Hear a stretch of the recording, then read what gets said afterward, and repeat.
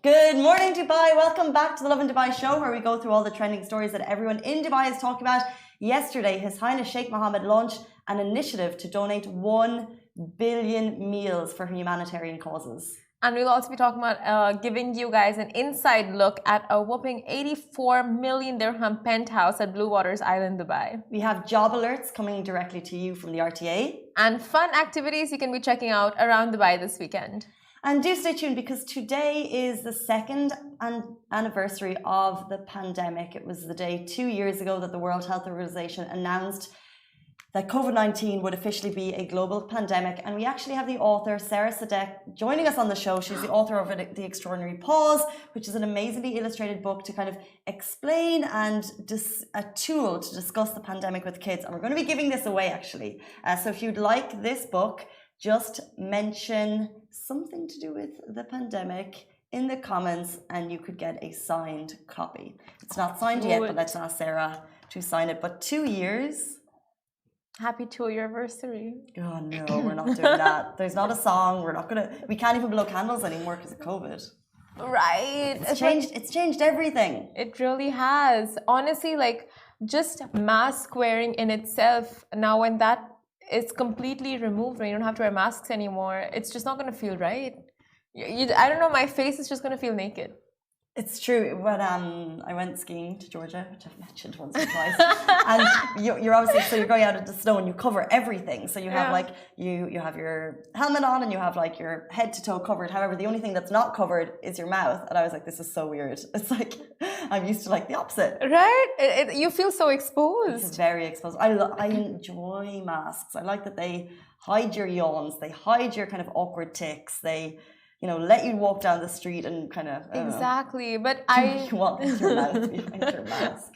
Just like eat with your mouth open, or who eats with their masks on anyway? But the last weekend I was walking down Sheikh Zayed Road without my mask. Not everyone is aware that now you don't have to wear masks out in the open. So they're just like giving me the look, and I'm like, maybe it's because they're choosing. Yeah, but so they.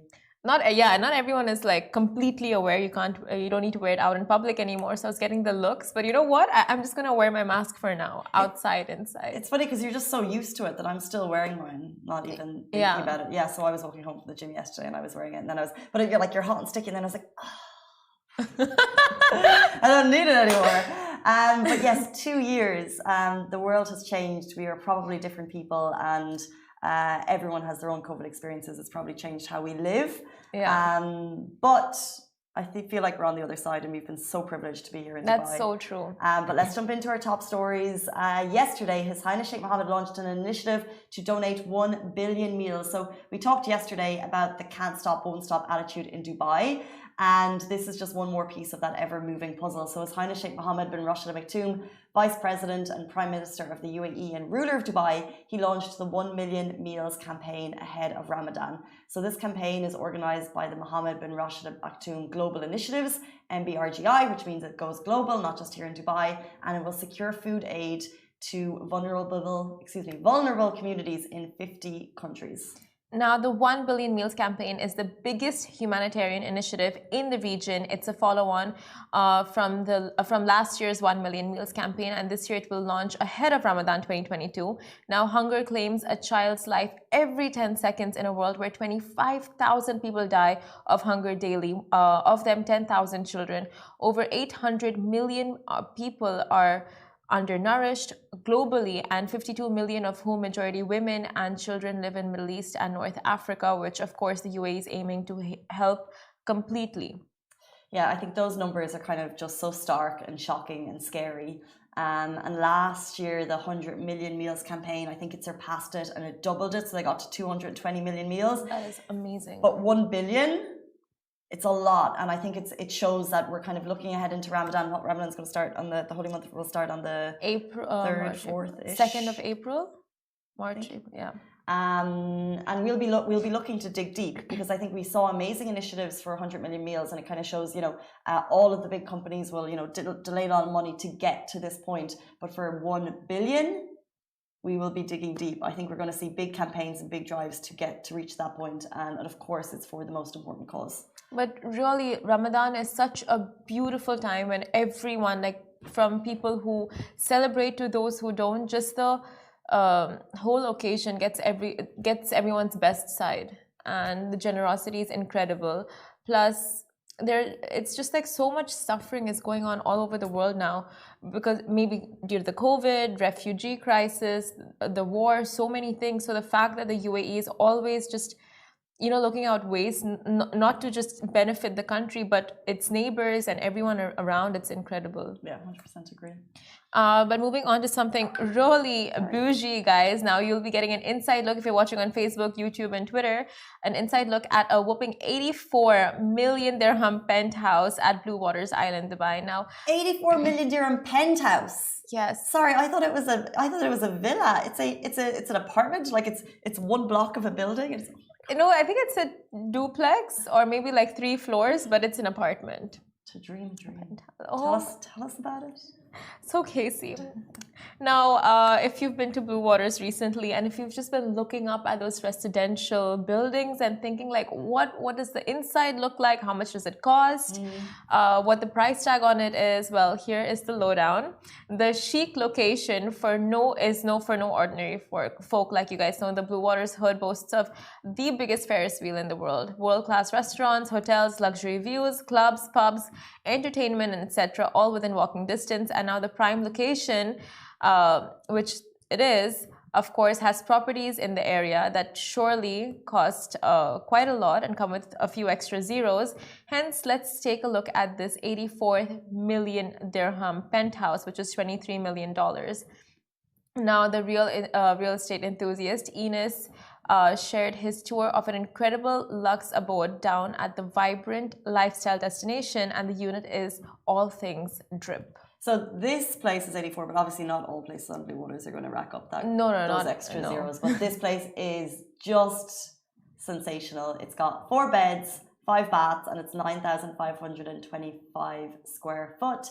Of course, marble countertops for days, LED and bronze lighting, sliding glass doors, floor to ceiling, views of the glistening Arabian Sea, and the contemporary decor works perfectly to complement the modernity of the fresh and vibrant destination.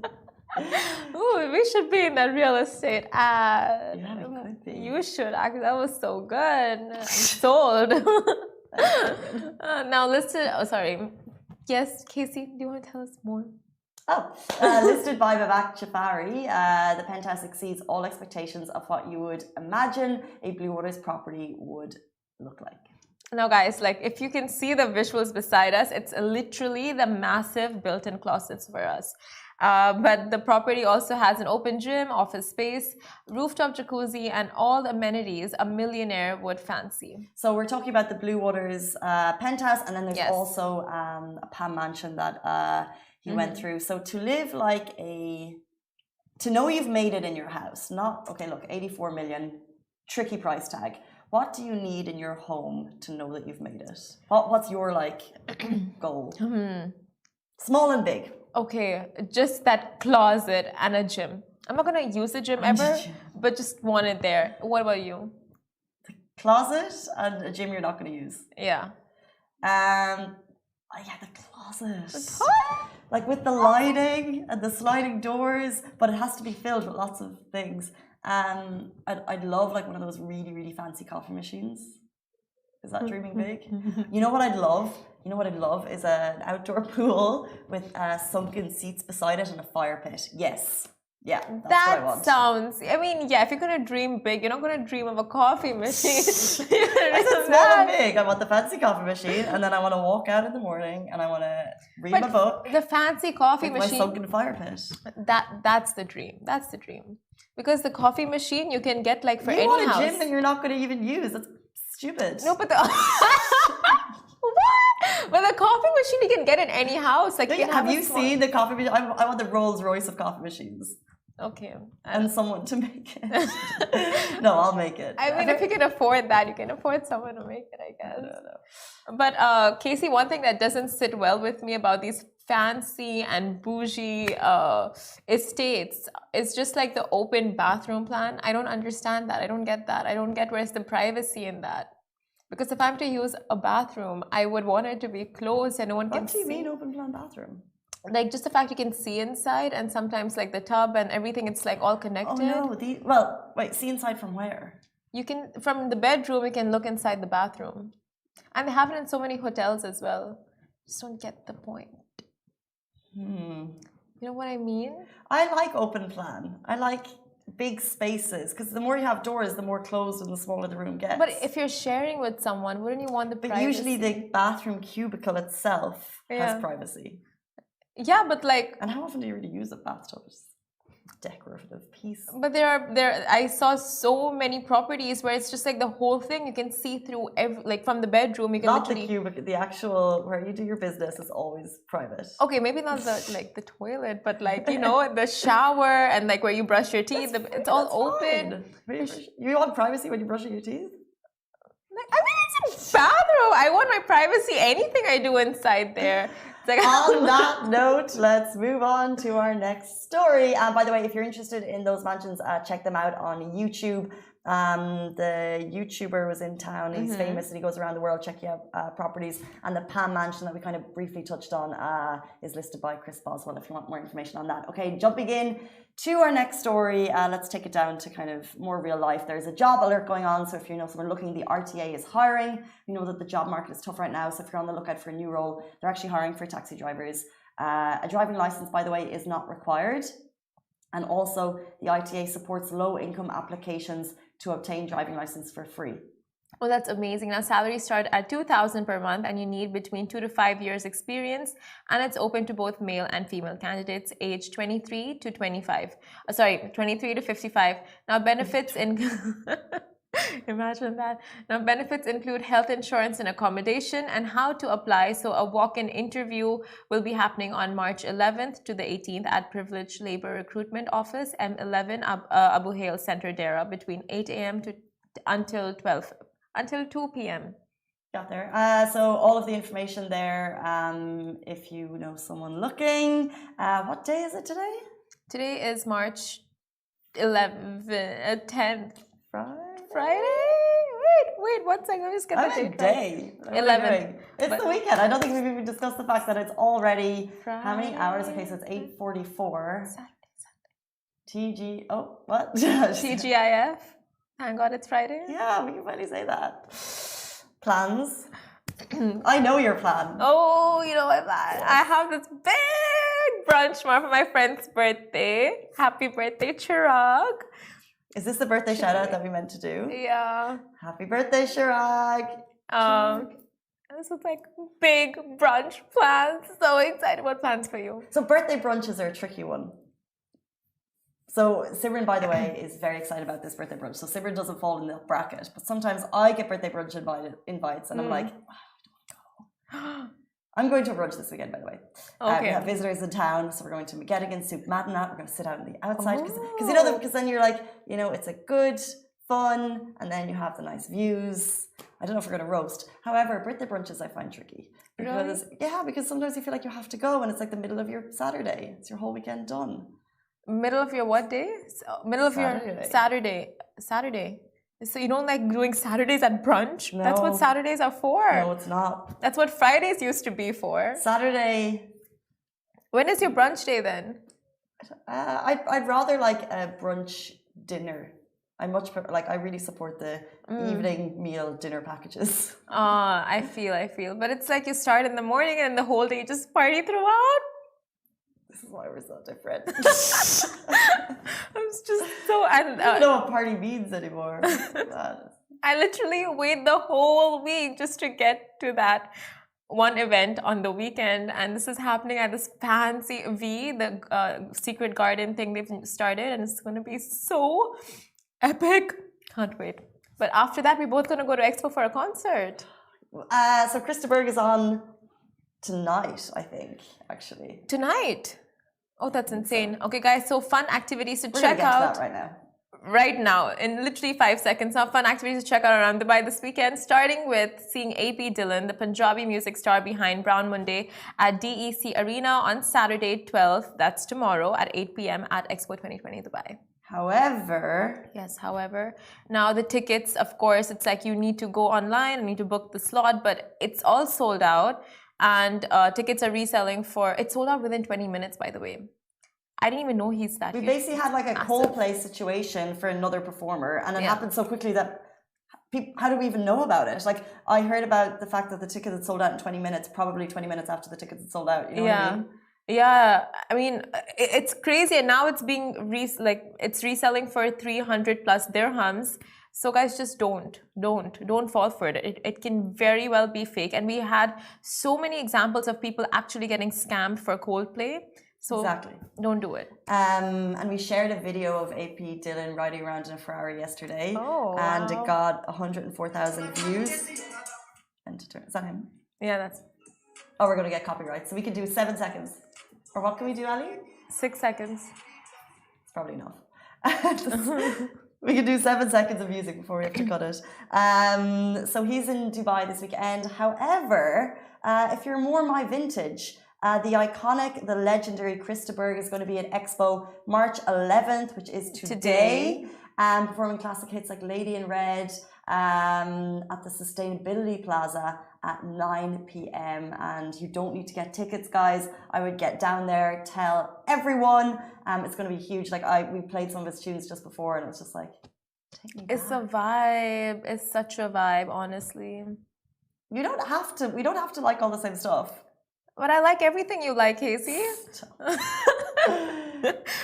I'm going to Chris tonight. I'm going to Chris tonight. You go to AP Dhillon tomorrow. Nope, I'm coming with you to Chris. I'm gonna wear the exact same outfit you're wearing. I'm gonna wear red because he sings Lady in Red. I'm gonna wear red. How are you gonna do your hair? Speaking of how we're gonna do our hair, are you aware that the Dubai World Cup, which is one of the world's richest horse races, is around the corner? And as you know, when you go to the races, you want to wear a hat. And international award-winning milliner Evelyn McDermott, she creates these amazing bespoke hats and headpieces and masks. And if you want to get those, you can head to the Ladies Polo this weekend and basically pick up one of her beautiful pieces.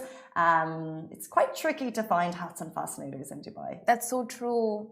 It really is, because I think we're not really in tune to, like, the races are like a one day of the year thing, so it's quite tricky. So she's going to have a little pop up there. So if you want to head down this weekend, you can do that. That's such a hack to get your race hats, because this one store that used to sell the best ones is now shut down. New Look, if you remember. New Look is shut down? Yeah, like years ago. Oh. It's the worst thing. Honestly, they used to have. Didn't miss it. Best what? I'm just saying, I knew it was a store and I used to go there a lot. I didn't know they made hats. Topshop closed down as well. Oh, yeah. Just, whatever, guys. We'll just move on. But of course, like, they shut down, but you can head to this place and the pop-up, and the collection is amazing if you check out their Instagram. And apart from that, you can also join Team Angel Wolf for a free community inclusive activity on Sunday, 13th March. An active, fun afternoon embracing and celebrating inclusion. It's on Sunday, 13th March, like we said. And it's going to be happening at 3:45 p.m. at the Sustainable City Plaza. And of course, it is open to everyone, regardless of your age and abilities. So do head down if you want a fitness-filled weekend.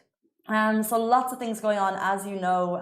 It's now or never in terms of your time to head to Expo. Make the most of it. We know all of the wildly popular pavilions have queues out the door, and for good reason.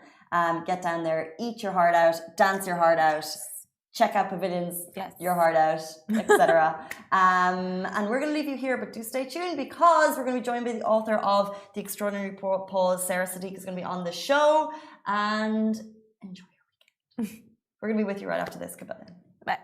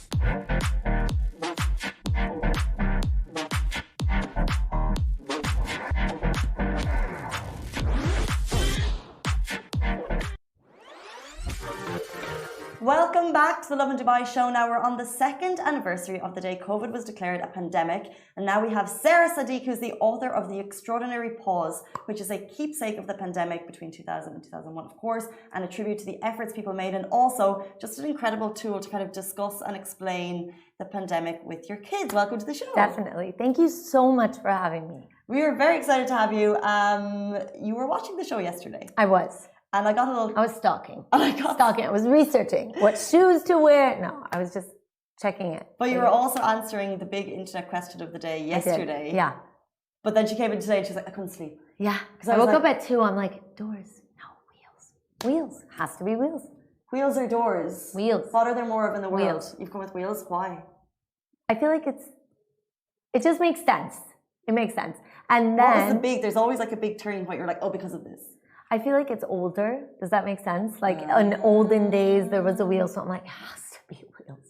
That's a good one. Right? That's a good reason. And we always see like crickety, like wheels made out of wood, and we're, you know. What about all the car doors? I don't know. I think I'm like, what? When was the car invented? No, I'm like caveman days. That's what I'm thinking. Like there was one caveman who invented the wheel. Yeah, but just because the door didn't get as much appreciation. Whatever. It's wheels. It's wheels. It's wheels. We don't know. We'll never know. Or will we? Let's just research all night. Well, no, because this is the thing. Could you? Imagine if that was what you studied, Imagine if that was your job. to figure it out. Yeah, and when you do, you get like $1 million. It's so funny because we all go through life. We're like, does what I'm doing have purpose? Yeah, That person would have purpose. Right. That's right. This is our objective today. Tell us about this. Is this your purpose? That's a really deep question. I'm not sure. I'm like going through a midlife crisis. No. Let's go back. Potentially. Tell us about yourself. Before we get into this amazing book, what inspired you to write the book, or how did it come about? So I have 3 kids, and we were all under lockdown. The end. No, I'm kidding. I'm kidding. And that's what happened. No, I'm kidding. Yeah, but that's what inspired me, honestly. So it's my second book. My first book was about finding the magic. There is no magic in mommyhood. No, as in you have to find your own magic. You have to figure out like what makes you cope, what's your coping mechanism, what's your currency. I call it currency in the book. And mine is like humor and just getting through that. And then the extraordinary pause came about because we were all, I mean, I think we forgot or were choosing to forget that we all had to get passes to go buy groceries, and we like permission slips, not passes. Yeah. Mm-hmm. And that craziness. And we were in an apartment downtown, and I had 3 kids, and homeschooling like, no, honey, this is a B. This is not a D. It's not like basic letters, and I'm not a teacher, and that whole thing. And then I didn't know how to explain it to them. Like, why is daddy home? Why do we keep saying like, don't touch that, wash your hands, sanitizer, that whole, I mean, we're still kind of in it. We are hopefully getting out. To help That was kids. a really long answer. Sorry. Oh, but no, but it was amazing. Okay. But and you touched on so many good points because like the pandemic was unnatural. Yes. And I don't know how parents got through it. Well, my sister's the same. She has now 3 kids, so 2 to 3 kids. But the pandemic was normal for them. Yeah. But the thing that really hit me, honestly, and was kind of what I wanted the book to be about, and less about hand washing and let us wash our hands, because we all know, okay, great, I'm not going to write a book about that. But it was the same storm who affected all of us. We were just in different boats. So regardless, I mean, you're blonde, I'm brunette, you're Irish, I'm Lebanese. Kind of like. Traditionally brown. I know. Traditionally brown. Don't deny that. But Lebanese Palestinian, regardless of religion, race, economic status, it affected us all globally. And these kids, I mean, you have to wear a mask to school. You need to bring 5 masks. You can't touch. And the whole thing for them was just so much. It still is. I mean, they're still wearing masks to school. Thankfully, we don't have to wear them outside, but I love the language you used to describe it, like in terms of storm, because that's what it was, a 2-year storm, and it like was over our heads. Yeah. And we're still in it. What I really, really, really love is the name. Yeah. Like it's so appropriate. So thank you, because it took us so much back and forth. And Karine Jaber, who's a friend of mine, is the amazingly talented illustrator. I mean, it's just, you can't have a children's book without amazing illustrations, and these illustrations are incredible. So we went back and forth with the title. We didn't want it to be obviously pandemic or COVID or how we got through it or something negative. And we didn't want it to be how we stopped and started, like that idea of stopping and starting and everything stopped. And so we felt like a pause is not permanent. It's you stop, but then you change something maybe and you restart, and it was extraordinary, and that's kind of what the book is about. I think it's amazing because I think it's dramatic enough to capture kids' attention, but it's also quite sweet in a way. Yeah. Should we? You know what I'd love to do? What? I'd love to do a small reading of the book, so you just guys can get a brief idea of what the intro is like. From the author. I'd love if we have like music and we could dim the lights, but we can't. Dim the lights. Can we dim the lights and get this? So it's nearly like a story time book. Yes, story time. Everybody get comfy, cozy. Get your cup of coffee. I'm just gonna sit Kids are in school. Take your shoes off. Get your hoodie on. This is a reading of The Extraordinary Pause by Sarah Sadiq. Yes. Not long ago, in a land we all know, things were moving fast. So fast that everyone stopped noticing the smell of fresh pancakes and the color green. I feel like I should zoom in for that. And the color green. And even each other. So true. And it was in that moment that a virus arrived. It visited every corner of every country, even though it wasn't invited. So it's funny because I've been doing a bit of readings, like a reading of the book, just certain pages, certain parts for different schools across Dubai. And this is always the page that kids want me to go back to when I'm done reading it. They're like, go back to the city page because why is that? Because they know. I mean, we did a very cliche kind of drawings, like a cliche-driven, drawings, or like iconic drawings that kids would be able to recognize. So they know New York City, they know, London. Maybe they haven't been there, but they know like Big Ben, and they know that this is meant to be Africa and that sort of thing. So they love that because they know like it honestly affected everybody. Do you want me to keep going? Are you getting sleepy? No, I'm not. Is that the goal? Yeah, like it's a story sleeping time. tool. Oh, look, this is the nighttime. Yes. Sorry. When you've just a question about kids that you've met on your time. So when you've met, obviously you go around to all these different schools and you have three kids that have been through it. Yes. Do they have kind of unusual or different observations about the pandemic? Yeah, they do. As we would. They do. So in this book, this is kind of why we included a QR code for teachers and parents. I think on the very last page. Yeah, right here. That teachers can scan, parents can scan. Just kind of like trigger questions to get your kid to talk about it other than, amazing. Yeah, other than, I hate the mask. Or I can't sit next to my friends. Or I'm tired of washing my hands. Or whatever the reaction is. It's much more like, what do you think we learned? Because that's ultimately what the book was about. It's this whole premise of there is no light without darkness. And we're still going through it. This element of just, like you said, this overriding cloud. So yeah, kids just are so much smarter than we think. And the observations that they've made are, this was, a lot of these lines are something maybe my kids have said, or they definitely approved because they are my harshest critics. Really? Tell us about that. Oh my God. Oh my God. When I drafted it and I was like, guys, I have this idea, and we were still under lockdown. Like, guys, I have this idea. What do you think of this? And they're like, no, I don't like this line. So now they're 8, 6, and 5. Wow. Yeah, it's crazy. Busy house. Crazy house. But they're honest. So if I'm like, I have this new idea. I want to write about a bunny who speaks many languages. And they're like, why? Why? Like, why would the bunny do that? I'm like, well, I don't know. It's just this idea. And they're like, no, mommy, no. Okay. So they're great critics.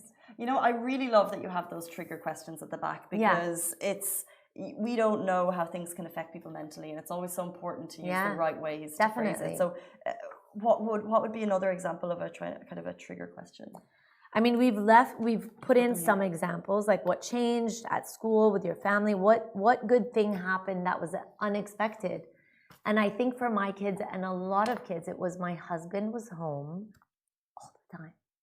all the time, like every day. I love my husband, but it was a lot. He was home all the time. And you were too, and the kids were too. Yeah, and for my kids, they're used to him traveling. Daddy, what country are you going to? When are you back? That whole thing. So for them, he was home all the time. And that was one of big adjustments. Yeah, and that was an amazing thing for them. And they were so happy. And a huge adjustment, yeah. We've briefly mentioned the illustrator, Karine Jabber, but can we talk about the process to actually get it together? Yes, because obviously every page is intricate. There's every single page we could look at and say, wow, this is amazing, because every single page is a work of art. It is. I just see references, global references on each page. It's amazing. So how did you work together to get to this? So I worked with her a lot. So I've worked with her on my first book. She designed the cover of my first book. And I always run ideas by her because I trust her. And obviously she's the illustrator who's either going to feel the story that I've written or not. So the first draft that I sent her, she literally sent me back a message saying, there's something there. This is not it. Work on it. And there's something there. So a lot of the lines, I sometimes didn't even have to tell her, this is what I'm thinking. This is, I envision it like this. But the depiction of the virus was definitely her conceptualization, her idea. So the virus felt like a big old bully, mean, scary, and unfair. And she just, she gets it. She gets it. We're amazing in Taboo together. You know the game Taboo where, But I thought when you can't say things. Yeah, where you can't say certain things and you're like, remember that time we went to the cafeteria and she's like, ketchup, or like something totally random. Yeah. So you are. So she gets me. And so together you've created this book. It's called The Extraordinary Pause. How can people get their hands on it? And why should people get their hands on it? Why is this perfect for parents right now? I mean, not only is it a keepsake to keep in your library forever, because this is something that our kids are going to be studying. They're going to go back. How did it start? Where is it? What years? Well, that whole thing. It's available online, Amazon and Kinokuniya and Borders and Carrefour. And I mean, across the UAE and internationally. Thank you very much for your time. Thank you so much. We are going to give away a copy today. So if you would like it, Facebook, Twitter, Instagram, we see all of your comments come in. We love to read them after the show. So please just mention why you want it or just mention the book in some way and we'll get a signed copy out to someone. Yes. We're going to be signing copies all day. Yeah, I'll be here all day, all day. Thank you so much for your time. Thank you we really much. Appreciated it. It's a beautiful, beautiful book. Thank you. Guys, that is it for us on the Lovin Dubai show. Have a fabulous weekend. We'll see you on Monday morning. I will never get the weekend. I know, right. me too. I can't do it. Me too. It's going to take forever. See you forever on Sunday. in a day, but not less than the pandemic. Okay, bye. See you on Sunday. Bye. Thanks.